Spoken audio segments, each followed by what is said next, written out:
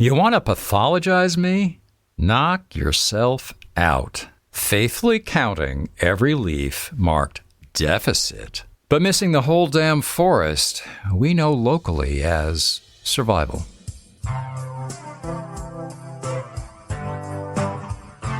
You're listening to AutisticAF Out Loud.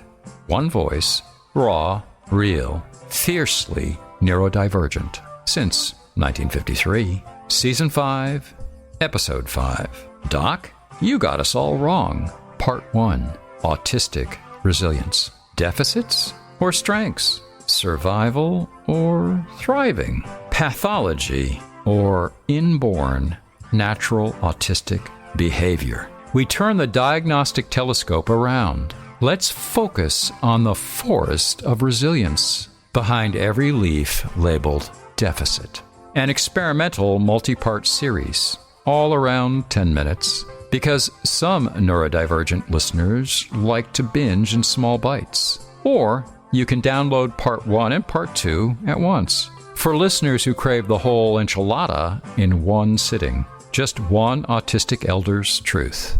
I'm Johnny Profane. Content note: trauma discussion, medical system critique, institutional discrimination, psychiatric hospitalizations, systemic oppression, plus experiences and opinions of one autistic voice in my 70s.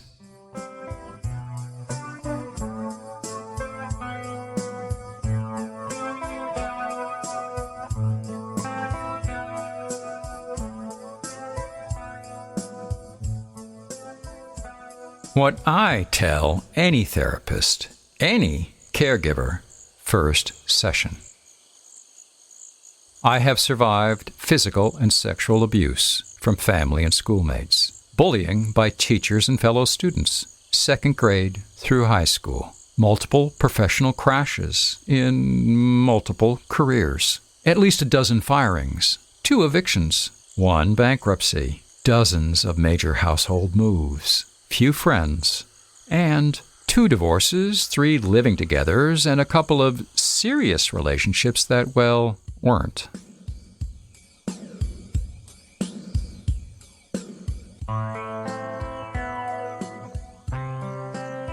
Ain't this resilience?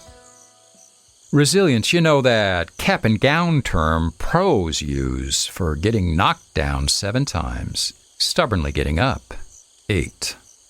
I'm still alive, still creating, still getting published, still speaking to thousands of autistics a year. Never attempted suicide, despite 3 hospitalizations. And I'm still autistic, 'cause there ain't no cure for something that ain't wrong, unless you base your medical model on some statistical normal, which is just a made-up story. 'Cause not one living person is summed up by a bell curve normal, not even within a standard deviation. Yes, some professionals are evolving. Pros who listen more than lecture. But face it, in the grand scheme of things, they're rare. Let's get clear right now, right here. It's not being autistic that creates our trauma. It's living autistic in a society that inflicts trauma on us, refusing to accept, adapt, support us. Why do helping pros focus on my deficits, my lacks, my pitiful performance of activities of daily living, like, did I shower today? No. Rather than the sheer strength of will I demonstrate every time I take my next breath. Why do they offer to fix me, inform me, guide me, and charge me for sessions, mentoring, workshops, best-selling books, systems they've just invented, based on, at best, incomplete research?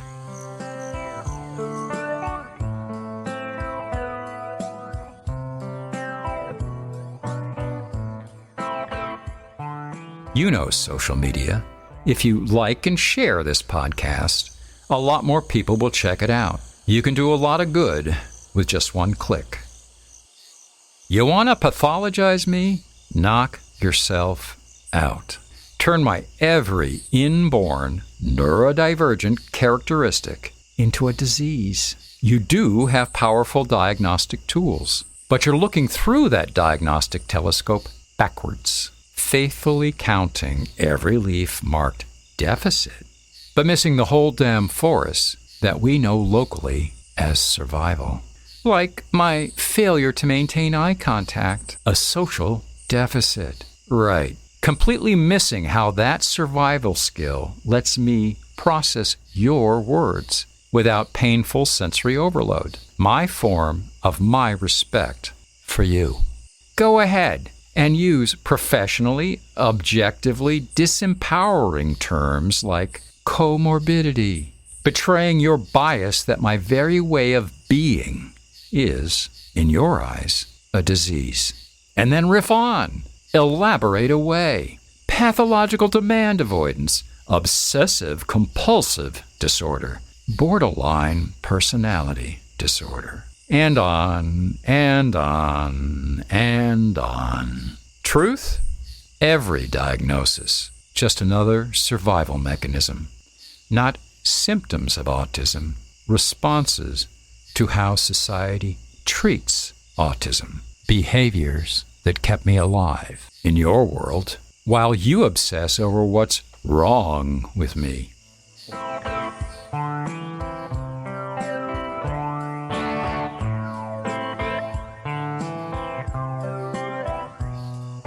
Or we could build on my autistic strengths. Look, none of us have all of these, and superpowers don't exist. Some have strengths not listed. But if you aren't looking for them, likely you're mistreating us. 1. Resilience. Just surviving multiple severe stressors is a biggie. Every autistic adult you meet has adapted to extreme challenges. Most of us traumatized. Yet we endure. We integrate. We keep going. 2. Deep feeling.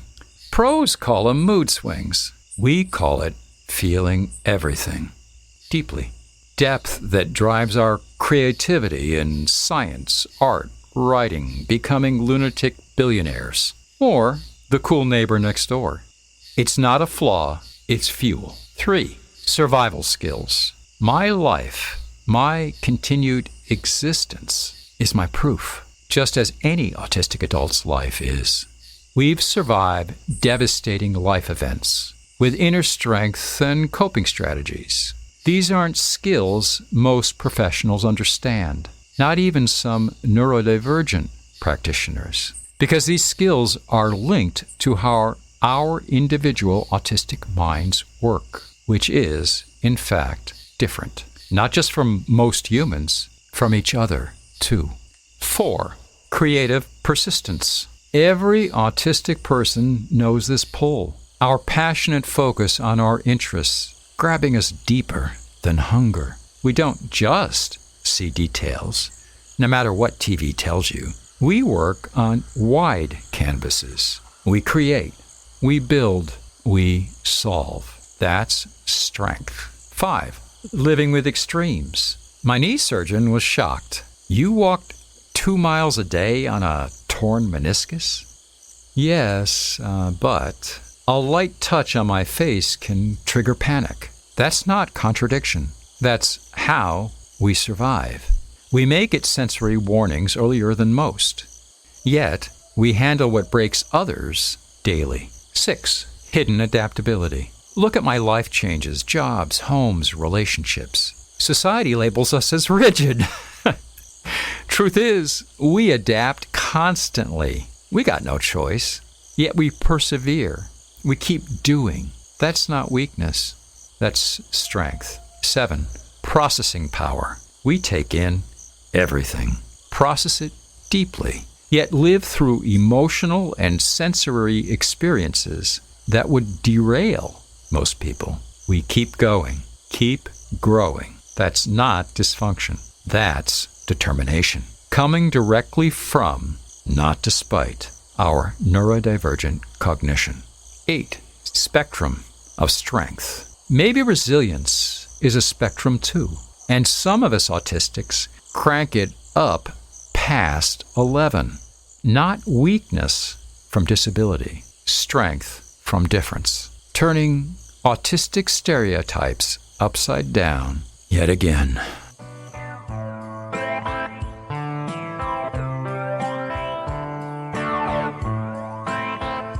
Okay, just a quickie. This is part 1 of Doc, You Got Autism All Wrong. Why not binge the next part? Or download the long-form version with both parts. Link in transcript. Challenging normalizing models. My story? Just one among thousands, millions. I worked as a magazine publisher, functioned as an academic grad student multiple times, and been homeless multiple times. I've been privileged to hear many, many similar stories over the decades, at all levels of society, education, age. These stories all share one truth. Autistic traits are not inherently deficits. They can be hidden sources of strength and resilience in the right environment, in the right community. Take one example, pathological demand avoidance, PDA. What pros like to label our natural neurodivergent response to external demands like deadlines. I meet the diagnostic criteria, always have. But in my opinion, they bulldoze right over my inborn need for autonomy, leading too often to trauma. PDA seems to me a dehumanizing slur for the nature I was born with. Yet, many neurodivergents find comfort and support diagnosed as PDA in the acknowledgement of our differences the diagnose does offer. I don't wish to negate their experience, and I'm not arguing neurodivergents do not have needs for autonomy, or that we don't suffer due to these differences at the hands of straight culture. My point, sensory and social differences are not pathologies.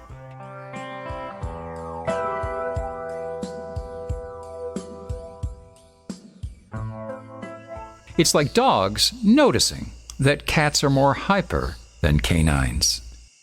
So to help them, pro dogs decide to forcibly train or torture every cat to steamroll them into converting to dog normal.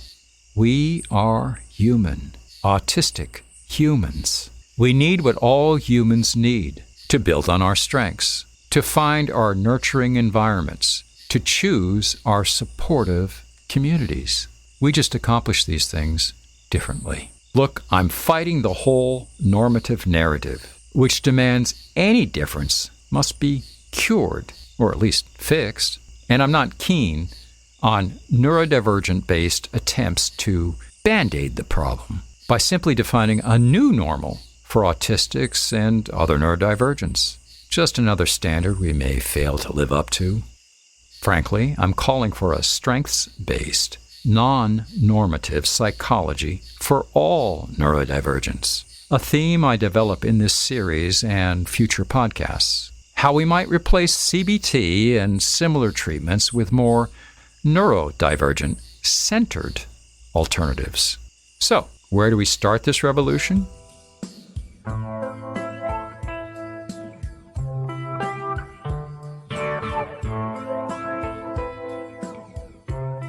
Doc, stop. Look again.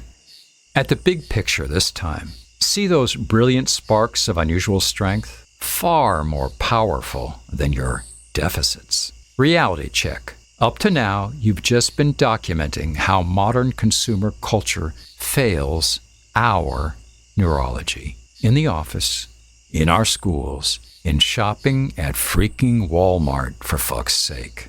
Anywhere, we're forced to process too much sensory input. Or pretend to read invisible social cues. Pretend we're you, without rest or accommodation. Let's explore a new direction. Simply put, Doc, stop looking through your telescope backwards. Look at us, right in front of your eyes.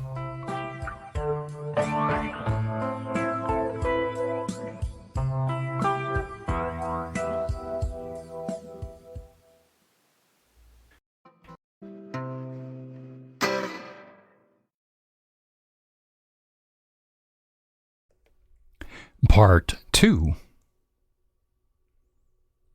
CBT never worked for autistic me. So, look, we know masking doesn't work, or fear, or pain. We're dying from them already. That's all the words we need.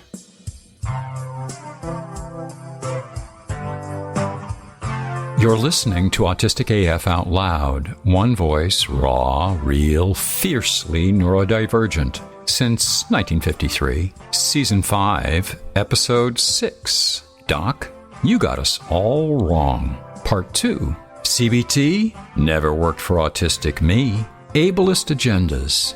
Bad research subjects. Bad data. Bad therapy. There's the whole story. An experimental multi-part series, around 10 minutes each. Because some autistic listeners tell me they like to binge in small bites. Others say they listen in the car, so you can also download the complete series as one file. Just one autistic elder's truth.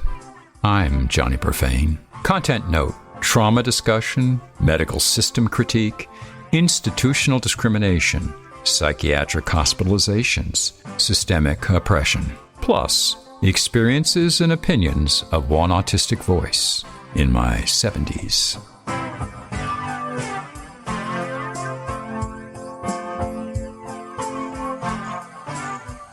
I've been struggling with an article on CBT and autism for years. Sigh, spoons.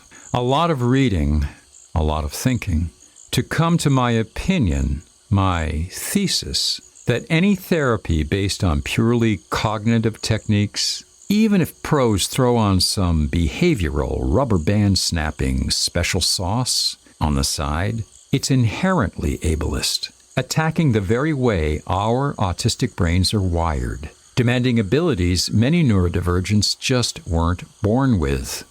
Here's a snapshot, a quick personal story from when AutisticAF me turned for help. I'm sorry. What did you just say? I said, he looked nervous. I said, I always recommend aversive therapy for my autistic kids, my clients. Me, in a dead cold voice, snapping a rubber band. Yes? He seemed torn. Was I going to get positive reinforcement or that weird, hostile defensiveness professionals get when you ask questions? Into that hesitant silence, I say, snap it hard as they can, against their wrist. Yes, the sting is important. Now he's eager to share. When they repeat the aversive stimulus, they... Again, I interrupt with my ashen Clint Eastwood voice, during a meltdown. Well, actually, just before. He's beaming, proud. They learn to snap the band at the earliest hint they'll lose control. It's operant conditioning. A kid having a meltdown on aisle 3, likely overwhelmed by sensory overload. Let's just add a little sharp pain and see what happens. As if by giving it some science-y name, it's not self-inflicted torture.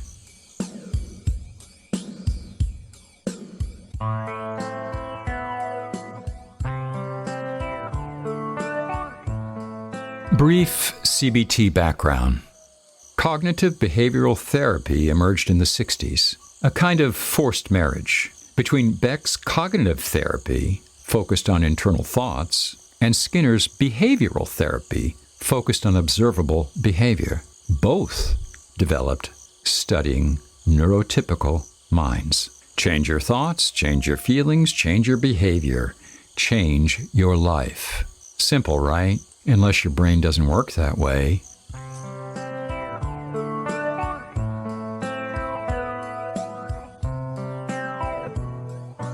Sometimes research ain't. How could cognitive behavioral therapy not be inappropriate for autistics? Research problem number 1.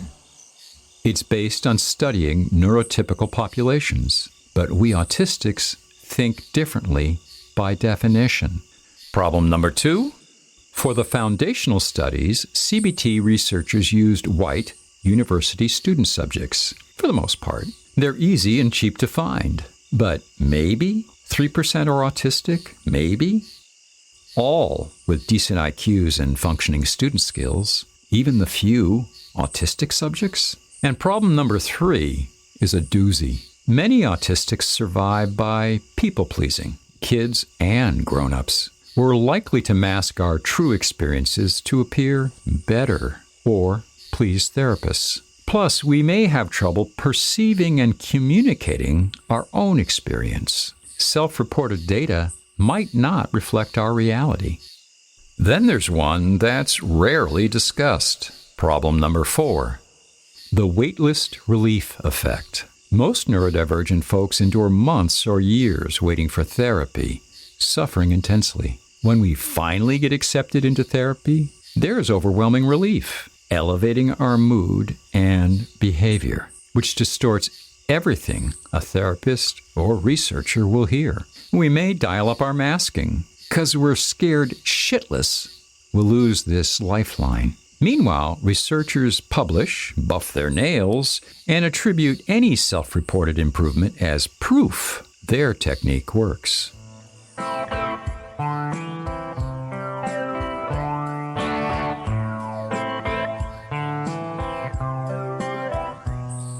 The cognitive part, a stopper. Substitute executive functioning for cognitive, as in the thing they say is largely missing from my autistic forebrain. The entire technique? One cognitive process after another. First you must notice, then you must reflect, then decide, then review, then judge context, then review, finally act, then regret. Let that sink in. All of cognitive therapy is about monitoring individual thoughts for cognitive errors, then replacing them with correct ones. Hundreds of decisions, distinctions, social cue processings, executive functioning, a process that never became automatic for me, as clinician after clinician cheerfully reassured me it would. Many autistic individuals have memory differences, working memory differences that make it nearly impossible to hold the kind of information cognitive work requires, much less manipulated on the fly.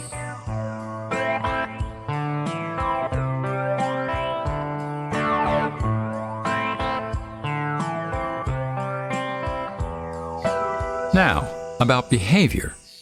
The behavioral part of CBT, the Skinnerian special sauce, rewards, and punishments for the action you choose, hoping you'll build automatic, correct responses. Basically rat training. If you shock me enough times, sure, I won't go through that door, and I will struggle mightily to only have an internal stroke rather than an external meltdown. But the researcher or teacher gets to check the box cured because we're no longer a nuisance to them.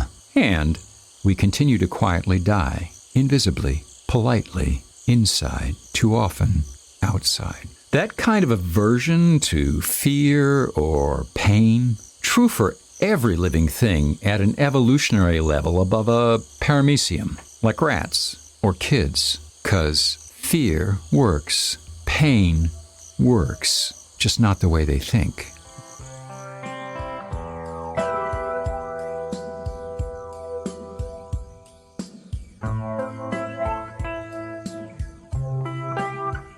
These practical implementation failures should sound pretty familiar to autistic folks, keenly aware of the nightmare effort autistic masking demands around straight society. So look, we know masking doesn't work, or fear, or pain. We're dying from them already. That's all the words we need. Add to this our difficulty forming new habits, maintaining routines, and processing cognitive information differently. Under stress, which therapy itself can induce, we often revert to previous behaviors.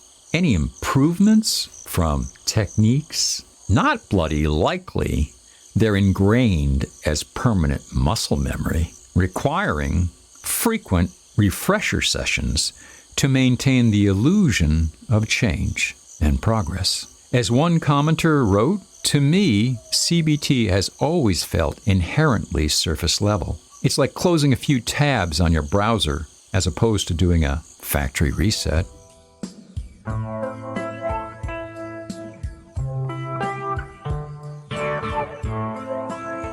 Biggest problem of all? Neurodivergent diversity.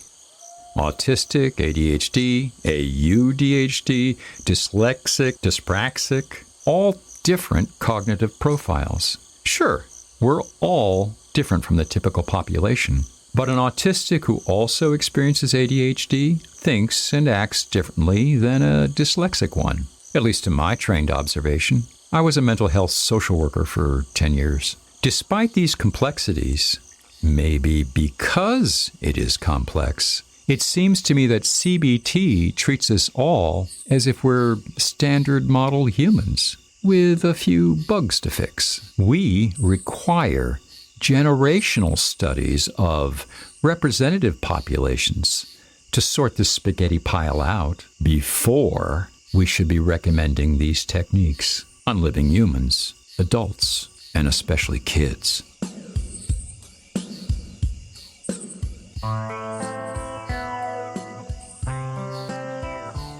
ABA and its relatives, an even deeper hole.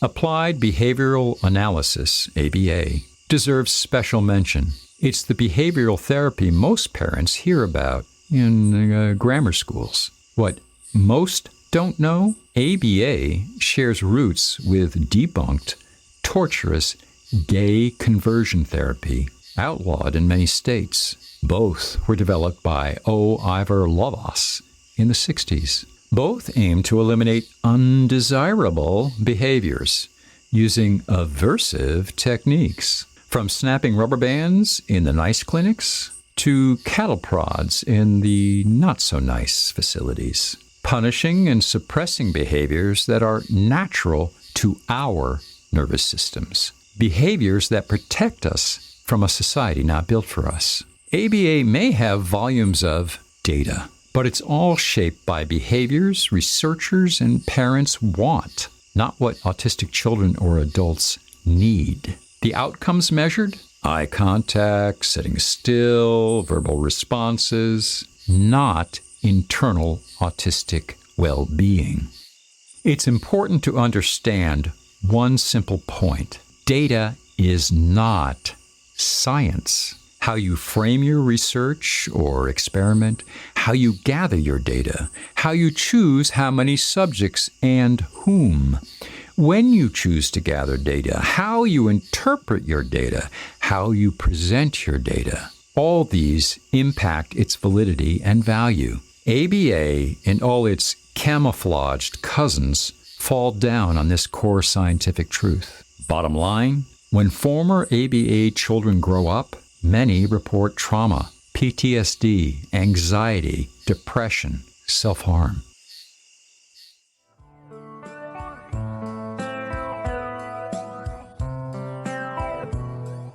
Conclusion. Fuck ABA. Fuck CBT. Everybody in the therapeutic industrial complex, from clinic receptionist to billionaire pharmaceutical CEO, makes money from your kid's pain, caused by treatments that don't address neurodivergent needs. As far as I, and better known neurodiversity-affirming authorities, can tell.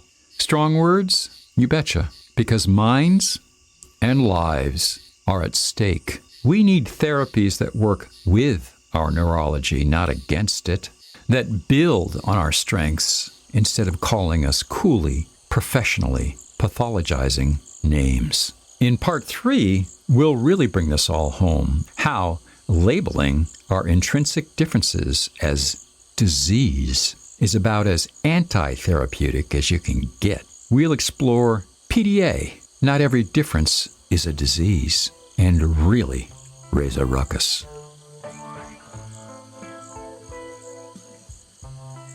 For your deeper diving pleasure, the transcript contains references and footnotes for most points I raise, from a variety of views. Hey, don't forget, you can download Part 1, Autistic Resilience, or download both parts as one file. More coming in this series, exploring how neurodivergent folks can build sustainable, authentic lives with or without professional intervention, with at least 2 more parts coming. AutisticAF Out Loud podcast is supported solely by listeners like you. If you have a friend or family member touched by neurodiversity, why not turn them on to us with a quick email? By the way, we believe no one should have to pay to be autistic. Many neurodivergent people can't afford subscription content. Your Ko-fi tip of any amount helps keep this resource free for them. Or join our paid subscriber community at johnnyprofanenap.substack.com for ongoing support. I put both links in the description.